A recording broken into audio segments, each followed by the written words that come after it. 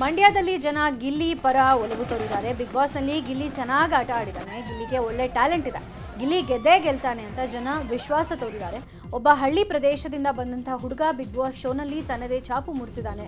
ಗಿಲ್ಲಿ ಗೆಲ್ಲಬೇಕು ಅಂತ ಅಭಿಮಾನಿಗಳು ಹಾರೈಸಿದ್ದಾರೆ. ಆಕಸ್ಮಿಕವಾಗಿ ಕಸಕ್ಕೆ ಹತ್ತಿದ ಬೆಂಕಿ ಪಕ್ಕದ ಡಬ್ಬಿ ಅಂಗಡಿಗೆ ತಗುಲಿದ್ದು ಅಂಗಡಿ ಸಂಪೂರ್ಣವಾಗಿ ಭಸ್ಮ ಆಗಿದೆ.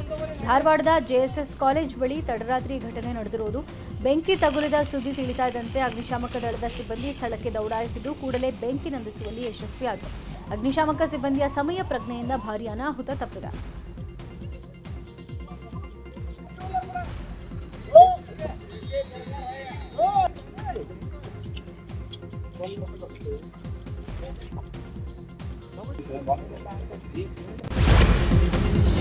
ನಡು ರಸ್ತೆಯಲ್ಲಿ ಕಾರೊಂದು ಹೊತ್ತಿಯುರಿದಿದೆ. ಬೆಂಗಳೂರಿನ ಯಶವಂತಪುರ ಬಳಿ ಘಟನೆ ನಡೆದಿರುವಂಥದ್ದು. ಯಶವಂತಪುರ ಕಡೆಯಿಂದ ಮಲ್ಲೇಶ್ವರಂ ಸರ್ಕಲ್ ಮಾರಮ್ಮ ದೇವಸ್ಥಾನದ ಕಡೆಗೆ ಈ ಕಾರು ಬರ್ತಾ ಇತ್ತು.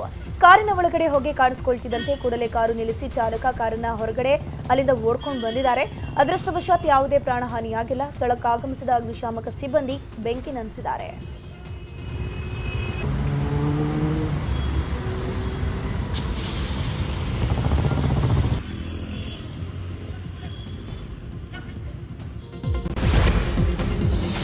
ಖಾಸಗಿ ಫಿನಾನ್ಸ್ ಅಟ್ಟಹಾಸಕ್ಕೆ ವೃದ್ಧ ದಂಪತಿ ಬೀದಿಗೆ ಬಿದ್ದಿದ್ದಾರೆ. ಹಾಸನ ಜಿಲ್ಲೆ ಅರಕಲಗೂಡು ತಾಲೂಕಿನ ಕೊರಟಕೆರೆ ಗ್ರಾಮದಲ್ಲಿ ಘಟನೆ ನಡೆದಿರುವುದು.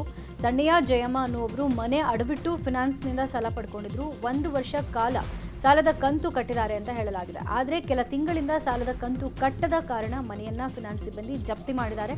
1 ವಾರದಿಂದ ವೃದ್ಧ ದಂಪತಿ ಬೀದಿಯಲ್ಲೇ ಅಡುಗೆ ಮಾಡಿಕೊಂಡು ವಾಸ ಮಾಡ್ತಿದ್ದಾರೆ. ಖಾಸಗಿ ಫಿನಾನ್ಸ್ ವಿರುದ್ಧ ಸ್ಥಳೀಯರು ಆಕ್ರೋಶ ಹೊರಹಾಕಿದ್ದಾರೆ.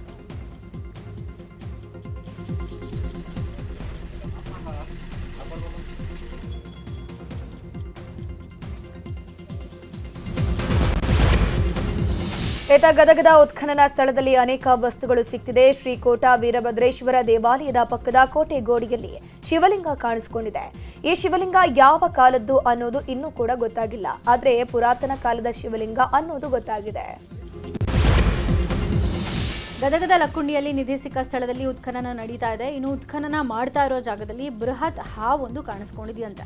ವಿದ್ಯಾದಾನ ಶಿಕ್ಷಣ ಸಂಸ್ಥೆಯ ಶಾಲೆಯಲ್ಲಿ ತೆರವು ಮಾಡುವ ವೇಳೆ ಹಾವು ಕಾಣಿಸ್ಕೊಂಡಿದೆ. ಬೃಹತ್ ಹಾವುಗಳನ್ನು ನೋಡಿ ಅರ್ಧ ಗಂಟೆ ಕಾಲ ಕೆಲಸವನ್ನ ಸ್ಟಾಪ್ ಮಾಡಲಾಗಿತ್ತು. ಇನ್ನು ಹಾವು ಕಾಣಿಸಿಕೊಂಡ ಬೆನ್ನಲ್ಲೇ ಕಾರ್ಮಿಕರು ಉತ್ಖನನ ನಡೆಸೋಕೆ ಹೆದರುತ್ತಿದ್ದಾರಂತೆ. ಚಿಕ್ಕಮಗಳೂರು ಜಿಲ್ಲೆ ತರೀಕೆರೆ ತಾಲೂಕಿನ ಇಟ್ಟಿಗೆ ಗ್ರಾಮದಲ್ಲಿ ಸಾಕು ನಾಯಿ ಹಾಗೂ ನಾಗರ ಹಾವಿನ ಮಧ್ಯೆ ಫೈಟ್ ನಡೆದಿದೆ. ರಾಟ್ ವಿಲ್ಲರ್ ನಾಯಿ ಹಾಗೂ ನಾಗರ ಹಾವಿನ ಮಧ್ಯೆ ಫೈಟಿಂಗ್ ಆಗಿರುವಂಥದ್ದು. ನಾಗರ ಹಾವನ್ನ ಸಾಯಿಸೋಕೆ ಬೋನ್ಗೆ ತೆರಳಿದ ಶ್ವಾನ ಕೂಡ ಸಾವನ್ನಪ್ಪಿದೆ. ಹಾವಿನ ವಿಷ ಏರಿ ನಾಯಿ ಸಾವನ್ನಪ್ಪಿರೋ ಶಂಕೆ ವ್ಯಕ್ತವಾಗಿದೆ. ನಾಯಿ ಹಾಗೂ ಹಾವು ಸುಮಾರು 1 ಗಂಟೆಗೂ ಹೆಚ್ಚು ಕಾಲ ಫೈಟಿಂಗ್ ನಡೆಸಿದೆ.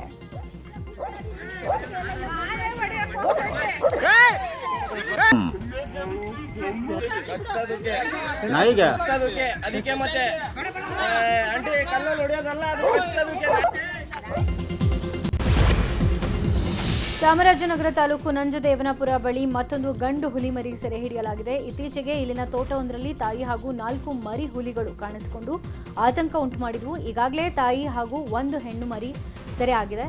ಇದೀಗ 10 ತಿಂಗಳ ಗಂಡು ಹುಲಿ ಮರಿಯನ್ನ ಸಾಕಾಣೆ ಕಾರ್ಯಾಚರಣೆ ಮೂಲಕ ಅರವಳಿಕೆ ಚುಚ್ಚುಮದ್ದು ನೀಡಿ ಸೆರೆ ಹಿಡಿಯಲಾಗಿದೆ. ಉಳಿದಿರೋ 2 ಹುಲಿ ಮರಿಗಳ ಸೆರೆಗೆ ಕಾರ್ಯಾಚರಣೆ ಮುಂದುವರೆದಿದೆ. ಹುಬ್ಬಳ್ಳಿಯಲ್ಲಿ ಚಿರತೆಯೊಂದು ಪ್ರತ್ಯಕ್ಷವಾಗಿದ್ದು ಜನರಲ್ಲಿ ಆತಂಕ ಮನೆ ಮಾಡಿದೆ. ಗಾಮನಗಟ್ಟಿ ಗ್ರಾಮದಲ್ಲಿ ಜಾನುವಾರು ಮೇಲೆ ಚಿರತೆ ದಾಳಿ ನಡೆಸಿದೆ. ಗಾಮನಗಟ್ಟಿ ಹಾಗೂ ತಾರಿಹಾಳ ಕೈಗಾರಿಕಾ ಪ್ರದೇಶದಲ್ಲಿ ಚಿರತೆ ಕಾಣಿಸಿಕೊಂಡಿದ್ದು ಹಸುವಿನ ಮೇಲೆ ಅಟ್ಯಾಕ್ ಮಾಡಿದೆ. ಘಟನೆಯಿಂದಾಗಿ ಗಾಮನಗಟ್ಟಿ ಹಾಗೂ ಸುತ್ತಮುತ್ತಲಿನ ಗ್ರಾಮಗಳಲ್ಲಿ ಆತಂಕ ಮನೆ ಮಾಡಿದೆ. ಚಿರತೆಯನ್ನು ಸೆರೆ ಹಿಡಿಯೋಕೆ ಅರಣ್ಯ ಇಲಾಖೆ ಅಧಿಕಾರಿಗಳು ವಿವಿಧೆಡೆ ಬೋನ್ಗಳನ್ನು ಇಟ್ಟಿದ್ದಾರೆ. ಇಂದು ಕೊಪ್ಪಳದ ಗವಿಸಿದ್ದೇಶ್ವರ ಜಾತ್ರೆಯ ಕೊನೆಯ ದಿನ. ಈ ಹಿನ್ನೆಲೆ ಭರ್ಜರಿಯಾಗಿ ದಾಸೋಹ ತಯಾರಿಸಲಾಗಿದೆ. ಇವತ್ತಿನ ದಾಸೋಹದಲ್ಲಿ ಹುಗ್ಗಿ ಊಟ ತಯಾರು ಮಾಡಲಾಗಿದೆ. ಸುಮಾರು 85 ಕ್ವಿಂಟಾಲ್ ಗೋಧಿ ಹುಗ್ಗಿ ತಯಾರಿಸಲಾಗಿದೆ. 50 ಕ್ವಿಂಟಾಲ್ ಬೆಲ್ಲ, 30 ಕ್ವಿಂಟಾಲ್ ಗೋಧಿ, ಕೊಬ್ಬರಿ, ತುಪ್ಪ, ಗೋಡಂಬಿ, ದ್ರಾಕ್ಷಿ ಬಳಕೆ ಮಾಡಿ ಹುಗ್ಗಿ ತಯಾರು ಮಾಡಲಾಗಿದೆ. ಇವತ್ತು ಸುಮಾರು 2 ಲಕ್ಷ ಜನ ದಾಸೋಹದಲ್ಲಿ ಭಾಗಿಯಾಗುವ ನಿರೀಕ್ಷೆ ಇದೆ. ಈಗ ರಾಜಕೀಯ ವಲಯದ ಪ್ರಮುಖ ವಿದ್ಯಮಾನಗಳು. ಸಿಎಂ ಸಿದ್ದರಾಮಯ್ಯ ಇವತ್ತು ಮೈಸೂರು ಜಿಲ್ಲಾ ಪ್ರವಾಸವನ್ನ ಕೈಗೊಂಡಿದ್ದಾರೆ. ವರುಣಾ ಕ್ಷೇತ್ರದಲ್ಲಿ ವಿವಿಧ ಅಭಿವೃದ್ಧಿ ಕಾಮಗಾರಿಗೆ ಸಿಎಂ ಸಿದ್ದರಾಮಯ್ಯ ಚಾಲನೆ ನೀಡಲಿದ್ದಾರೆ. ಇನ್ನು ಸಿಎಂ ಸ್ವಾಗತಕ್ಕಾಗಿ ಕುಪ್ಯ ಗ್ರಾಮದಲ್ಲಿ ಬೃಹತ್ ಕಟೌಟ್ಗಳನ್ನು ಹಾಕಲಾಗಿದೆ. ಸಿಎಂ ಕಾರ್ಯಕ್ರಮಕ್ಕಾಗಿ ಬೃಹತ್ ವೇದಿಕೆ ನಿರ್ಮಾಣ ಮಾಡಲಾಗಿದೆ.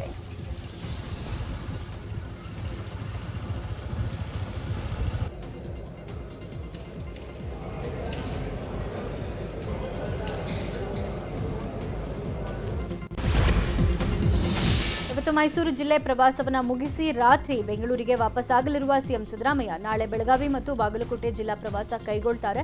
ನಾಳೆ ಬೆಳಗ್ಗೆ 10:30ಕ್ಕೆ ಬೆಂಗಳೂರಿಂದ ಬೆಳಗಾವಿಗೆ ತೆರಳಲಿರೋ ಸಿಎಂ ಅಲ್ಲಿ ವಿವಿಧ ಅಭಿವೃದ್ಧಿ ಕಾಮಗಾರಿಗೆ ಚಾಲನೆ ನೀಡಲಿದ್ದಾರೆ. ಸಂಜೆ ಬಾದಾಮಿಯಲ್ಲಿ ಇಮ್ಮಡಿ ಪುಲಕೇಶಿ ಪುತ್ಥಳಿಯ ನಿರ್ಮಾಣಕ್ಕೆ ಶಿಲಾನ್ಯಾಸ ಮಾಡಲಿದ್ದು 5 ಗಂಟೆಗೆ ಬಾದಾಮಿಯಲ್ಲಿ ವಕ್ಫ್ ಮತ್ತು ಅಲ್ಪಸಂಖ್ಯಾತ ಇಲಾಖೆಯ ಕಾರ್ಯಕ್ರಮದಲ್ಲೂ ಭಾಗಿಯಾಗಿ ವಿವಿಧ ಕಾರ್ಯಕ್ರಮಗಳ ಶಿಲಾನ್ಯಾಸ ನೆರವೇರಿಸಲಿದ್ದಾರೆ. ಶಾಸಕ ಮಹೇಶ್ ತೆಂಗಿನಕಾಯಿ ನೇತೃತ್ವದಲ್ಲಿ ಸ್ವಚ್ಛತಾ ಅಭಿಯಾನ ನಡೆಯಿತು. ಹುಬ್ಬಳ್ಳಿಯ ಸೆಂಟ್ರಲ್ ವಿಧಾನಸಭಾ ಕ್ಷೇತ್ರದ ವಿವಿಧ ಕಡೆ ಸ್ವಚ್ಛತಾ ಕಾರ್ಯ ನಡೆಸಲಾಯಿತು. ಬಿಜೆಪಿಯ ಯುವ ಮೋರ್ಚಾ ವತಿಯಿಂದ ಕಾರ್ಯಕ್ರಮ ಹಮ್ಮಿಕೊಳ್ಳಲಾಗಿತ್ತು. ವಿದ್ಯಾನಗರದ ಶಿರೂರು ಪಾರ್ಕ್ ಅಯ್ಯಪ್ಪ ದೇವಸ್ಥಾನ ಸೇರಿ ವಿವಿಧ ಕಡೆ ಸ್ವಚ್ಛತಾ ಕಾರ್ಯ ನಡೆಯಿತು. ಪಾಲಿಕೆ ಸದಸ್ಯರು, ಬಿಜೆಪಿ ಮುಖಂಡರು, ಬಿಜೆಪಿ ಯುವ ಮೋರ್ಚಾ ಕಾರ್ಯಕರ್ತರು ಈ ಒಂದು ಕಾರ್ಯದಲ್ಲಿ ಭಾಗಿಯಾಗಿದ್ದರು.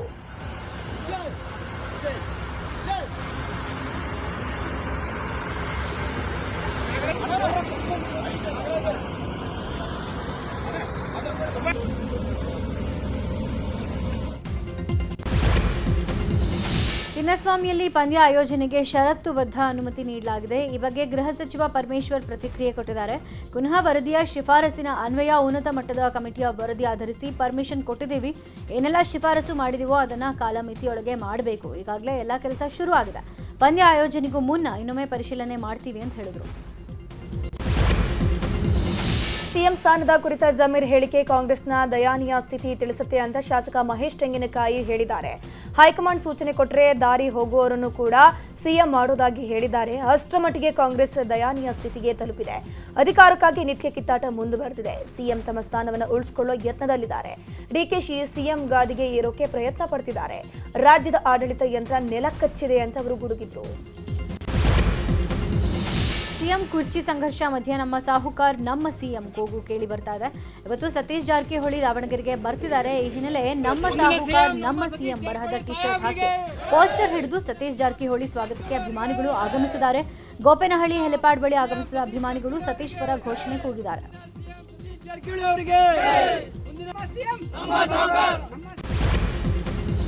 ಈಗ ರಾಜೀವ್ ಗೌಡಗೆ ಸಂಬಂಧಪಟ್ಟಂತಹ ಸುದ್ದಿಗಳು.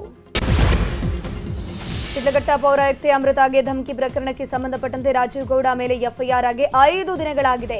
ಹೇಗಿದ್ರೂ ಕೂಡ ರಾಜೀವ್ ಗೌಡ ಬಂಧನ ಆಗಿಲ್ಲ. ಅಜ್ಞಾತ ಸ್ಥಳದಲ್ಲಿದ್ದುಕೊಂಡೇ ಜಾಮೀನಿಗಾಗಿ ರಾಜೀವ್ ಅರ್ಜಿಯನ್ನು ಸಲ್ಲಿಕೆ ಮಾಡಿದ್ದಾರೆ. ಇನ್ನು ರಾಜೀವ್ ಬಂಧಿಸದಂತೆ ಪ್ರಭಾವಿ ಮಂತ್ರಿಯೊಬ್ಬರು ಪೊಲೀಸರ ಮೇಲೆ ಒತ್ತಡ ಹೇರ್ತಿದ್ದಾರೆ ಎನ್ನಲಾಗಿದೆ. ಕೈ ಮುಖಂಡ ಚಪ್ಪಲಿ ರಾಜೀವ್ ಗೌಡನ ದಿನಕ್ಕೊಂದು ಪುರಾಣ ಬಯಲಾಗ್ತಾ ಇದೆ. ರಾಜೀವ್ ಗೌಡನ ಮತ್ತೊಂದು ಧಮಕಿ ಆಡಿಯೋ ವೈರಲ್ ಆಗಿದೆ. ರಾಜೀವ್ ವಿರುದ್ಧ ಸುದ್ದಿ ಮಾಡಿದ್ದಕ್ಕೆ 2023ರಲ್ಲಿ ಪತ್ರಕರ್ತರೊಬ್ಬರಿಗೆ ರಾಜೀವ್ ಧಮಕಿ ಹಾಕಿದ್ರಂತೆ. ಸಿಎಂ ಸಿದ್ದರಾಮಯ್ಯನನ್ನ ಬೈತೀನಿ, ನೀನ್ ಬರೀತೀಯಾ, ನನ್ನ ಬೆಂಬಲಿಗರಿಂದ ಪ್ರಧಾನಿಯನ್ನ ನಿಂದಿಸ್ತೀನಿ, ನೀನು ಬರೀತೀಯಾ ಅಂತ ಧಮಕಿ ಹಾಕಿದಾರಂತೆ. ನಿನ್ನನ್ನ ಸುಮ್ಮನೆ ಬಿಡಲ್ಲ ಅಂತ ರಾಜೀವ್ ಆವಾಜ್ ಹಾಕಿರೋ ಆಡಿಯೋ ವೈರಲ್ ಆಗಿದೆ. ಇನ್ನು ರಾಜೀವ್ ಗೌಡ ಅರೆಸ್ಟ್ ಆಗದೇ ಇರೋ ವಿಚಾರವಾಗಿ ಗೃಹ ಸಚಿವ ಪರಮೇಶ್ವರ್ ಪ್ರತಿಕ್ರಿಯೆ ಕೊಟ್ಟಿದ್ದು, ಈಗಾಗಲೇ ತಂಡ ರಚನೆ ಮಾಡಲಾಗಿದೆ. ರಾಜೀವ್ ಗೌಡನ ಬಂಧಿಸೋಕೆ ಸಿಎಂ ಕೂಡ ನಿನ್ನೆ ಸೂಚನೆ ಕೊಟ್ಟಿದ್ದಾರೆ ಅಂತಂದ್ರು. ಅಬಕಾರಿ ಇಲಾಖೆಯ ಲಂಚದ ಸುದ್ದಿಗಳನ್ನು ನೋಡ್ತಾ ಹೋಗೋಣ. CL7 ಲೈಸೆನ್ಸ್ ನೀಡೋಕೆ ಅಬಕಾರಿ ಡಿಸಿ ಲಂಚ ಕೇಳಿದ ಆರೋಪ ಕೇಳಿಬಂದಿತ್ತು. ಘಟನೆ ಸಂಬಂಧ 3ವರನ್ನ ಬಂಧಿಸಲಾಗಿತ್ತು. ಅಬಕಾರಿ DC Jagadish, SP Thammanna, constable Lakkappa Ganiga ನ್ಯಾಯಾಂಗ ಬಂಧನ ವಿಧಿಸಲಾಗಿದೆ. ನಿನ್ನೆ ತಡರಾತ್ರಿಯವರೆಗೂ ವಿಚಾರಣೆ ನಡೆಸಿದ ಲೋಕಾಯುಕ್ತ ಪೊಲೀಸರು ಆರೋಪಿಗಳನ್ನ ನ್ಯಾಯಾಲಯದ ಮುಂದೆ ಹಾಜರುಪಡಿಸಿದ್ದಾರೆ. ಆರೋಪಿಗಳಿಗೆ ನ್ಯಾಯಾಂಗ ಬಂಧನ ವಿಧಿಸಲಾಗಿದೆ. ಇನ್ನು ಲಂಚಕ್ಕೆ ಬೇಡಿಕೆ ಇಟ್ಟ ಪ್ರಕರಣಕ್ಕೆ ಸಂಬಂಧಪಟ್ಟಂತೆ ಲೋಕ ಪೊಲೀಸರು ತನಿಖೆಯನ್ನು ಮುಂದುವರೆಸಿದ್ದಾರೆ. ಇನ್ನೂ 3 ಅಧಿಕಾರಿಗಳ ಬ್ಯಾಂಕ್ ಖಾತೆಗಳ ಮಾಹಿತಿಯನ್ನ ಕಲೆ ಹಾಕೋಕೆ ಲೋಕ ಪೊಲೀಸರು ಸಿದ್ಧತೆ ಮಾಡಿಕೊಂಡಿದ್ದಾರೆ. ಯಾರ್ಯಾರ ಖಾತೆಗೆ ಹಣ ವರ್ಗಾವಣೆಯಾಗಿದೆ, ಯಾವ ಉದ್ದೇಶಕ್ಕೆ ಹಣ ವರ್ಗಾವಣೆ ಮಾಡಲಾಗಿದೆ ಎಂಬಿತ್ಯಾದಿ ತನಿಖೆ ಮುಂದುವರೆದಿದೆ. ಅಬಕಾರಿ ಇಲಾಖೆಯಲ್ಲಿ ಅಕ್ರಮ ನಡೆದಿದೆ ಅನ್ನೋ ಆರೋಪದ ಬಗ್ಗೆ ಗೃಹ ಸಚಿವ ಪರಮೇಶ್ವರ್ ಪ್ರತಿಕ್ರಿಯೆ ಕೊಟ್ಟಿದ್ದಾರೆ. ಈ ಹಿಂದೆಯೂ ವಿಪಕ್ಷಗಳಿಂದ ಈ ರೀತಿ ಆರೋಪ ಕೇಳಿ ಬಂದಿತ್ತು. ಈಗ ದೂರು ನೀಡಿರೋದನ್ನ ನಾನು ಗಮನಿಸಿಲ್ಲ ಅಂತ ಹೇಳಿದರು. ಇನ್ನೊಂದು ಕಡೆ ಅಬಕಾರಿ ಸಚಿವ ಆರ್.ಬಿ. ತಿಮ್ಮಾಪುರ ಹಾಗೂ ಪುತ್ರನ ಮೇಲೂ ಅಕ್ರಮ ಮಾಡಿರುವ ಆರೋಪ ಕೇಳಿ ಬರ್ತಾ ಇದೆ. CL7 ಸನ್ನದು ಮಂಜೂರು ಮಾಡುವ ಕುರಿತು ಆಡಿಯೋ ವೈರಲ್ ಆಗಿದೆ. ಈ ಆಡಿಯೋದಲ್ಲಿ ತಿಮ್ಮಾಪುರ ಹೆಸರು ಬಳಸಲಾಗಿತ್ತು. ಈ ಬಗ್ಗೆ ಜೆಡಿಎಸ್ ಶಾಸಕ ಸಿಎಂ ಸಿದ್ದರಾಮಯ್ಯ ಸಿಎಸ್ಗೆ ದೂರನ್ನ ಕೊಟ್ಟಿದ್ರು. ದೂರನ್ನ ಆಧರಿಸಿ ಪರಿಶೀಲನೆಗೆ ಸಿಎಸ್ ಶಾಲಿನಿ ರಜನೀಶ್ ಸೂಚನೆ ಕೊಟ್ಟಿದ್ದಾರಂತೆ. ಈಗ ಕ್ರೈಮ್ ಲೋಕದ ಸುದ್ದಿಗಳು. ಪರಪ್ಪನ ಅಗ್ರಹಾರ ಜೈಲರ್ ಮೇಲೆ ಕಾಲಿನಿಂದ ಒದ್ದು ಹಲ್ಲೆ ಮಾಡಲಾಗಿದೆಯಂತೆ. ಅನವಶ್ಯಕವಾಗಿ ಜೈಲರ್ ಅಧಿಕಾರಿಗಳಿಗೆ ಕಚೇರಿಗೆ ನುಗ್ಗಿದ ಕೈದಿಗಳು ಜೈಲರ್ಗೆ ಒದ್ದು ಹಲ್ಲೆ ಮಾಡಿದ್ದಾರೆ ಅಂತ ಹೇಳಲಾಗಿದೆ. ಆನಂದ್ ಅಬ್ದುಲ್ ಘನಿ ಅನ್ನುವವರ ಮೇಲೆ ಪರಪ್ಪನ ಅಗ್ರಹಾರ ಠಾಣೆಯಲ್ಲಿ ದೂರು ದಾಖಲಾಗಿದೆ. ಭತ್ತದ ಹೊಟ್ಟಿನ ಚೀಲದೊಂದಿಗೆ ಬೀಟೆ ಮರ ಸಾಗಾಟ ಮಾಡ್ತಿದ್ದ ವ್ಯಕ್ತಿಯೊಬ್ಬನನ್ನ ಅರೆಸ್ಟ್ ಮಾಡಲಾಗಿದೆ. ಸಂಪಾಜೆ ವಲಯ ಅರಣ್ಯಾಧಿಕಾರಿಗಳು ಮಡಿಕೇರಿ ಕಡೆಯಿಂದ ಬರುವ ಸರಕು ಸಾಗಣೆ ವಾಹನಗಳ ತಪಾಸಣೆ ಮಾಡ್ತಾ ಇದ್ರು. ಈ ವೇಳೆ ಭತ್ತದ ಹೊಟ್ಟಿನ ಜೊತೆಗೆ 25 ಬೀಟೆ ಮರದ ತುಂಡುಗಳು ಪತ್ತೆಯಾಗಿದೆ. ತಕ್ಷಣವೇ ವಾಹನವನ್ನು ಅಧಿಕಾರಿಗಳು ಸೀಸ್ ಮಾಡಿದ್ದು ವಾಹನ ಚಾಲಕ ಸಜ್ಜನ್ ಎಂಬಾತನನ್ನ ಬಂಧಿಸಲಾಗಿದ್ದು ಮತ್ತೋರ್ವ ಆರೋಪಿ ಅಬ್ದುಲ್ ಅಬ್ಬುಟ್ಟಿ ಪರಾರಿಯಾಗಿದ್ದಾನೆ. ಹೊಸಕೋಟೆಯಿಂದ ಮಾಲೂರಿಗೆ ಆಗಮಿಸಿದ ಬೊಲೆರೋ ವಾಹನದಲ್ಲಿ ಗಾಂಜಾ ಸಾಗಿಸ್ತಾ ಇದ್ದವರನ್ನ ಬಂಧಿಸಲಾಗಿದೆ. ಖಚಿತ ಮಾಹಿತಿಯ ಮೇರೆಗೆ ಕೋಲಾರ ಜಿಲ್ಲೆಯ ಮಾಲೂರು ಪೊಲೀಸರು ದಾಳಿ ನಡೆಸಿ ಗಾಂಜಾ ಹಾಗೂ ಆರೋಪಿಗಳನ್ನು ಬಂಧಿಸಿದ್ದಾರೆ. ಆಂಧ್ರ ಮೂಲದ ಚಾಲಕ ವೇಣುಗೋಪಾಲ್ ಹಾಗೂ ನಂದಿನಿ ಬಂಧಿತರಿಂದ 50,000 ಮೌಲ್ಯದ 520 ಗ್ರಾಂ ಒಣ ಗಾಂಜಾವನ್ನು ವಶಕ್ಕೆ ಪಡೆಯಲಾಗಿದೆ. ಬೆಳಗಾವಿಯಲ್ಲಿ ಚೋರಿ ಇರಿತ ಪ್ರಕರಣಗಳು ಹೆಚ್ಚಳವಾಗ್ತಾ ಇದೆ. ಈ ಮಧ್ಯೆ ಸಾರ್ವಜನಿಕ ಸ್ಥಳದಲ್ಲಿ ತಲವಾರ್ ಹಿಡಿದು ಭಯ ಹುಟ್ಟಿಸುತ್ತಿದ್ದ ವ್ಯಕ್ತಿಯನ್ನ ಬಂಧಿಸಲಾಗಿದೆ. ಹಳೆ ಗಾಂಧಿನಗರದ ಗೋಕುಲ ಗಲ್ಲಿಯಲ್ಲಿ ಮೊಹಮ್ಮದ್ ಶೇಖ್ಸಿ ಎಂಬಾತ ತಲವಾರ್ ಹಿಡ್ಕೊಂಡು ತಿರುಗಾಡ್ತಾ ಇದ್ದ. ಈ ಬಗ್ಗೆ ಸಾರ್ವಜನಿಕರು ನೀಡಿದ ದೂರಿನ ಅನ್ವಯ ತಕ್ಷಣವೇ ಸ್ಥಳಕ್ಕೆ ತೆರಳಿದ ಪೊಲೀಸರು ಆರೋಪಿಯನ್ನ ವಶಕ್ಕೆ ಪಡ್ಕೊಂಡಿದ್ದಾರೆ. ಉತ್ತರ ಭಾರತದಾದ್ಯಂತ ಮೌನಿ ಅಮಾವಾಸ್ಯೆಯನ್ನು ಆಚರಣೆ ಮಾಡಲಾಗ್ತಾ ಇದೆ. ಮೌನಿ ಅಮಾವಾಸ್ಯೆ ಅತ್ಯಂತ ಪವಿತ್ರ ಅಂತ ಉತ್ತರ ಭಾರತದಾದ್ಯಂತ ನಂಬಿಕೆ ಇದೆ. ಇವನ್ನೆಲ್ಲ ಇವತ್ತು ಪ್ರಯಾಗ್ರಾಜ್ನ ತ್ರಿವೇಣಿ ಸಂಗಮಕ್ಕೆ ಸಾವಿರಾರು ಸಂಖ್ಯೆಯಲ್ಲಿ ಬಂದಂತ ಭಕ್ತರು ತ್ರಿವೇಣಿ ಸಂಗಮದಲ್ಲಿ ಮಿಂದೆದಿದ್ದಾರೆ. ಅಹಿತಕರ ಘಟನೆಗಳು ನಡೀಬಾರದು ಅಂತ ಕಟ್ಟೆಚ್ಚರ ವಹಿಸಲಾಗಿದೆ.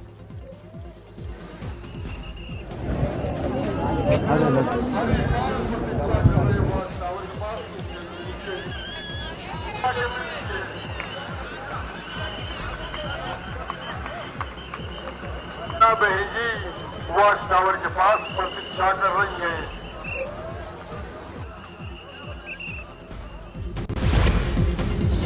ಇತ್ತ ತಮಿಳುನಾಡಿನಲ್ಲೂ ಕೂಡ ವಿಶೇಷ ಆಚರಣೆ ಮಾಡಲಾಗ್ತಾ ಇದೆ. ಅಮಾವಾಸ್ಯೆ ಹಿನ್ನೆಲೆಯಲ್ಲಿ ತೂತುಕುಡಿಯ ಸಮುದ್ರ ತೀರದಲ್ಲಿ ಪಿತೃತರ್ಪಣ ಮಾಡಲಾಗ್ತಿದೆ. ಸಮುದ್ರದಲ್ಲಿ ಸ್ನಾನ ಮಾಡಿದ ಬಳಿಕ ಪಿತೃತರ್ಪಣ ಮಾಡಲಾಗ್ತಿದೆ.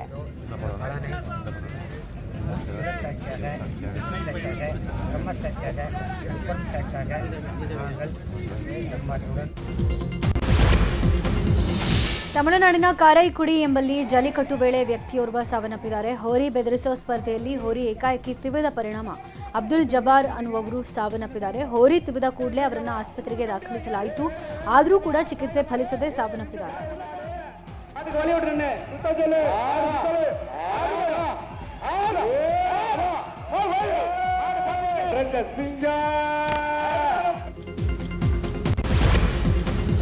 ಕಡಿಮೆ ಬೆಲೆಗೆ ರೂಮ್ ನೀಡೋಕೆ ನಿರಾಕರಿಸಿದ ಹಿನ್ನೆಲೆಯಲ್ಲಿ ಸಿಬ್ಬಂದಿ ಮೇಲೆ 7 ಜನರು ಹಲ್ಲೆ ನಡೆಸಿದ್ದಾರೆ. ತಮಿಳುನಾಡಿನ ಈರೋಡ್ ಬಳಿ ಘಟನೆ ನಡೆದಿರುವಂಥದ್ದು. ಸುಕುಮಾರ್ ಅನ್ನೋರ ಹೋಟೆಲ್ನಲ್ಲಿ ಘಟನೆ ನಡೆದಿದೆ. ಕಡಿಮೆ ಬೆಲೆಗೆ ರೂಮ್ ಕೊಡಲ್ಲ ಅಂತ ಹೇಳಿದಕ್ಕೆ ಕೌಂಟರ್ ಒಳಗಡೆ ನುಗ್ಗಿದ ಕಿಡಿಗೇಡಿಗಳು ಅಲ್ಲಿದ್ದ ಸಿಬ್ಬಂದಿಗೆ ಹಲ್ಲೆ ಮಾಡಿದ್ದಾರೆ. ಈ ದೃಶ್ಯ ಸಿಸಿಟಿವಿಯಲ್ಲಿ ಸೆರೆಯಾಗಿದೆ. ಘಟನೆ ಸಂಬಂಧ 7 ಜನರನ್ನು ಅರೆಸ್ಟ್ ಮಾಡಲಾಗಿದೆ. ಗುಜರಾತ್ನ ವಡೋದರಾದಲ್ಲಿದ್ದ ನಶೆಯಲ್ಲಿದ್ದ ಯುವಕರು ಸಿಕ್ಕ ವಾಹನಗಳ ಮೇಲೆ ಕಲ್ಲೆಸೆದು ಹಲ್ಲೆ ಮಾಡಿದ್ರು. ಘಟನೆಯ ದೃಶ್ಯ ಸಿಸಿಟಿವಿಯಲ್ಲಿ ಸೆರೆಯಾಗಿತ್ತು. ಸಿಸಿಟಿವಿ ವರದಿ ಆಧರಿಸಿ ಕಿಡಿಗೇಡಿಗಳನ್ನು ಪೊಲೀಸರು ಬಂಧಿಸಿ ಆತನಿಗೆ ತಕ್ಕ ಪಾಠ ಕಲಿಸಿದ್ದಾರೆ.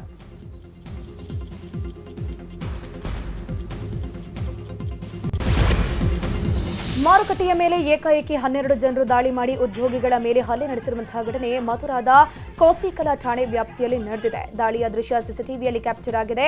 ಹಾಡಹಗಲೇ ದೊಣ್ಣೆಯಿಂದ ಆಗಮಿಸಿದ ಯುವಕರು ಅಂಗಡಿಯಲ್ಲಿದ್ದ 7ಕ್ಕೂ ಅಧಿಕ ಉದ್ಯೋಗಿಗಳ ಮೇಲೆ ಹಲ್ಲೆ ನಡೆಸಿದ್ದು ನೌಕರರ ಬಳಿಯಿದ್ದ ಹಣವನ್ನು ಕದ್ದು ಎಸ್ಕೇಪ್ ಆಗಿದ್ದಾರೆ. ದರೋಡೆಕೋರರು ಚಿನ್ನದಂಗಡಿ ಕಳ್ಳತನಕ್ಕೆ ಯತ್ನಿಸಿರೋ ಘಟನೆ ಬಿಹಾರದ ರೋಹತಾಸ್ ಜಿಲ್ಲೆಯ ವಿಕ್ರಮ್ಗಂಜ್ನಲ್ಲಿ ನಡೆದಿದೆ. 5 ಮಂದಿ ಕಳ್ಳರ ಗ್ಯಾಂಗ್ ಚಿನ್ನದಂಗಡಿಯ ಹಿಂದಿನ ಬಾಗಿಲು ಒಳಕ್ಕೆ ನುಗ್ಗಿದ್ದು ಲಕ್ಷಾಂತರ ಮೌಲ್ಯದ ಆಭರಣ ಕದಿಯೋಕೆ ಯತ್ನಿಸಿದ್ದಾರೆ. ಸಿಸಿಟಿವಿಯಲ್ಲಿ ದೃಶ್ಯ ಸೆರೆಯಾಗಿದೆ. ಘಟನೆ ತಿಳಿದ ಕೂಡಲೇ ಅಂಗಡಿ ಮಾಲೀಕ ಪೊಲೀಸರಿಗೆ ಕರೆ ಮಾಡಿದ್ದಾರೆ. ಸ್ಥಳಕ್ಕೆ ಪೊಲೀಸರು ಬರುವಷ್ಟರಲ್ಲೇ ಆರೋಪಿಗಳು ಎಸ್ಕೇಪ್ ಆಗಿದ್ದಾರೆ. ರೋಹಿತ್ ವೇಮುಲಾರ 10ನೇ ಪುಣ್ಯತಿಥಿಯಂದು ಅವರ ತಾಯಿ ರಾಧಿಕಾ ವೇಮುಲಾ ಹಾಗೂ ವಿದ್ಯಾರ್ಥಿ ಪ್ರತಿನಿಧಿಗಳ ತಂಡ ತೆಲಂಗಾಣ ಸಿಎಂ ಭೇಟಿ ಮಾಡಿದ್ದಾರೆ. ಇದೇ ವೇಳೆ ರೋಹಿತ್ ಸಾವಿಗೆ ನ್ಯಾಯ ಕೊಡಿಸುವಂತೆ ರೋಹಿತ್ ತಾಯಿ ರಾಧಿಕಾ ಮನವಿಯನ್ನು ಮಾಡಿಕೊಂಡರು.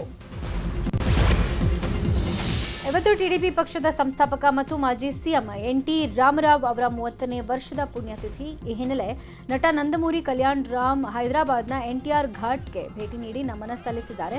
ಆಂಧ್ರಪ್ರದೇಶ ಸಚಿವ ನಾರಾ ಲೋಕೇಶ್ ಮತ್ತು ಬಿಜೆಪಿ ಸಂಸದೆ ದಗುಬತಿ ಪುರಂದೇಶ್ವರಿ ಕೂಡ ಶ್ರದ್ಧಾಂಜಲಿ ಸಲ್ಲಿಸಿದ್ದಾರೆ. ಇನ್ನು ಟಿಡಿಪಿ ನಾಯಕರು, ಪಕ್ಷದ ಕಾರ್ಯಕರ್ತರು ಮತ್ತು ಅಭಿಮಾನಿಗಳು ಹೆಚ್ಚಿನ ಸಂಖ್ಯೆಯಲ್ಲಿ ಘಾಟ್ನಲ್ಲಿ ಆಗಮಿಸಿ ಗೌರವ ಸಲ್ಲಿಸಿದ್ದಾರೆ. ಭಾರತ ಮತ್ತು ನ್ಯೂಜಿಲೆಂಡ್ ನಡುವಿನ 3ನೇ ಏಕದಿನ ಪಂದ್ಯ ಇಂದೋರ್ನಲ್ಲಿಂದು ನಡೀತಾ ಇದೆ. ಈಗಾಗಲೇ 1-1 ಅಂತರದಲ್ಲಿ ಸರಣಿ ಸಮಬಲ ಸಾಧಿಸಿರುವ ಉಭಯ ತಂಡಗಳಿಗೆ ಇವತ್ತಿನ ಪಂದ್ಯ ನಿರ್ಣಾಯಕವಾಗಲಿದೆ. ತವರು ನೆಲದಲ್ಲಿ ಅದ್ಭುತ ದಾಖಲೆ ಹೊಂದಿರುವ ಭಾರತ ತಂಡ 2019ರಿಂದಲೂ ಒಂದೇ ಒಂದು ಏಕದಿನ ಸರಣಿ ಕಳ್ಕೊಂಡಿಲ್ಲ. ಮತ್ತೊಂದು ಕಡೆ ಕಿವೀಸ್ ಸಹ 1989ರಿಂದ ಭಾರತ ಪ್ರವಾಸ ಮಾಡ್ತಾ ಇದ್ರು, ಈವರೆಗೂ ಏಕದಿನ ಸರಣಿ ಗೆದ್ದಿಲ್ಲ. ಅಂಡರ್ 19 ಏಕದಿನ ವಿಶ್ವಕಪ್ 2026ರಲ್ಲಿ ಭಾರತ ಯುವ ಪಡೆಯ ಗೆಲುವಿನ ನಾಗಲೋಟ ಮುಂದುವರೆಸಿದೆ. ಮೊದಲ ಪಂದ್ಯದಲ್ಲಿ ಅಮೆರಿಕವನ್ನು ಮಣಿಸಿದ ಭಾರತ ತಂಡವು 2ನೇ ಪಂದ್ಯದಲ್ಲಿ ಬಾಂಗ್ಲಾ ತಂಡವನ್ನು ಬಗ್ಗು ಬಡಿದಿದೆ. ಈ ಪಂದ್ಯಕ್ಕೂ ಮಳೆ ಅಡ್ಡಿ ಮಾಡಿತ್ತು. ಡಕ್ವರ್ತ್ ಲೂಯಿಸ್ ವಿಧಾನದ ಅಡಿಯಲ್ಲಿ 18 ರನ್ಗಳಿಂದ ಭಾರತ ಗೆಲುವು ಸಾಧಿಸಿತು. 2 ಮ್ಯಾಚ್ಗಳ ಗೆಲುವಿನ ನಂತರ ಭಾರತ ಸೂಪರ್ 6ಗೆ ಎಂಟ್ರಿ ಕೊಟ್ಟಿದೆ.